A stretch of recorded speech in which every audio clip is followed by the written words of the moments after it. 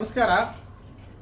ರಾಜ್ಯದ ವಿವಿಧ ಜಿಲ್ಲೆ ಮತ್ತು ಭಾಗಗಳಿಂದ ರಾಜ್ಯ ಸರ್ಕಾರಿ SST ನೌಕರರ ಸಂಘದಿಂದ ಕೆಲವು ಕ್ಲಾರಿಫಿಕೇಷನನ್ನು ಮಾಹಿತಿಯನ್ನು ಕೇಳ್ತಾ ಇದ್ದಾರೆ ಸ್ನೇಹಿತರುಗಳು.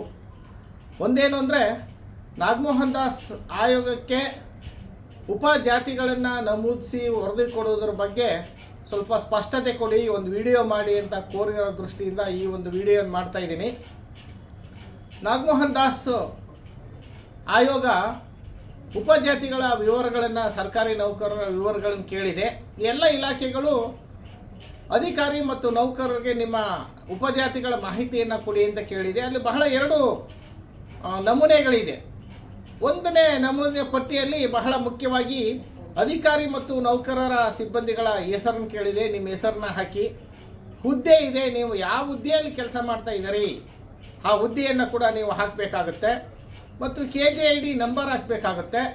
ಮೂರನೇದಾಗಿ 101 ಜಾತಿಗಳಲ್ಲಿರುವಂತಹ ನಿಮ್ಮ ವಾಸ್ತವಿಕ ಜಾತಿ ಯಾವುದಿದೆ ಅದನ್ನು ನೀವು ನಮೂದಿಸಬೇಕಾಗುತ್ತೆ.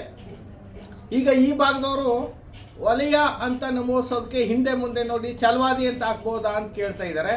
ನಿಮ್ಮದು ಯಾವ್ಯಾವ ಜಾತಿ, ವಲಯ ಜಾತಿಯಲ್ಲಿ ವಲಯ, ಛಲವಾದಿ, ಬಲಗೈ, ಮಹರ್, ಮಾಲ, ಪರಯ ಈ ಎಲ್ಲ ಜಾತಿಗಳು ಬರ್ತಾ ಇದೆ.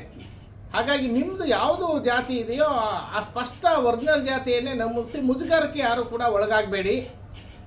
ಎರಡನೇದು, ಆದಿ ಕರ್ನಾಟಕ, ಆದಿ ಆಂಧ್ರ ಮತ್ತು ಆದಿ ದ್ರಾವಿಡ ಇದು ಜಾತಿಗಳಲ್ಲ, ಅದರ ಜಾತಿಗಳ ಪಟ್ಟಿಯಲ್ಲಿ ಆ 3 ಪದಗಳು ಕೂಡ ಸೇರೋಗಿದೆ.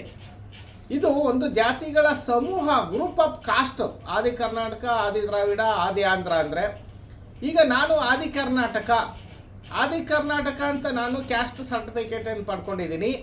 ಆದಿ ಕರ್ನಾಟಕದ ಒಳಗಡೆ 1925ನೇ ಇಸ್ವಿಯ ಮೈಸೂರು ಮಹಾರಾಜರ ಆದೇಶದ ಪ್ರಕಾರ ವಲಯ ಮತ್ತು ಮಾದಿಗ ಎರಡೂ ಕಮ್ಯುನಿಟಿ ಕೂಡ ಬರುತ್ತೆ.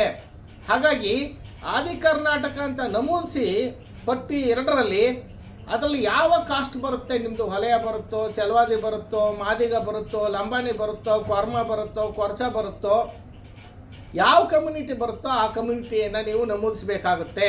ಯಾಕೆ ಅಂತಂದರೆ ಇಲ್ಲಿ ಬೇಕಾಗಿರುವಂಥದ್ದು ಆದಿ ಕರ್ನಾಟಕ ಅಂತ ನಮೂದಿಸಿರೋರು 32 ಲಕ್ಷ ಇದ್ದಾರೆ.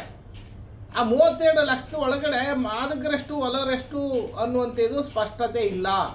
ಹಾಗಾಗಿ ಸ್ಪಷ್ಟಪಡಿಸ್ಕೊಳ್ಳುವಂಥ ದೃಷ್ಟಿಯಿಂದಲೇ ಕೇಳಿರೋದ್ರಿಂದ ನೀವು ಸ್ಪಷ್ಟ ಮಾಹಿತಿಯನ್ನು ವಲರು ಅಥವಾ ಮಾದಿಗರು ಅಥವಾ ನಿಮ್ಮ ಸಬ್ ಕ್ಯಾಸ್ಟ್ಗಳನ್ನು ನೀವು ಸ್ಪಷ್ಟವಾಗಿ ನಮೂದಿಸಬೇಕಾಗುತ್ತೆ.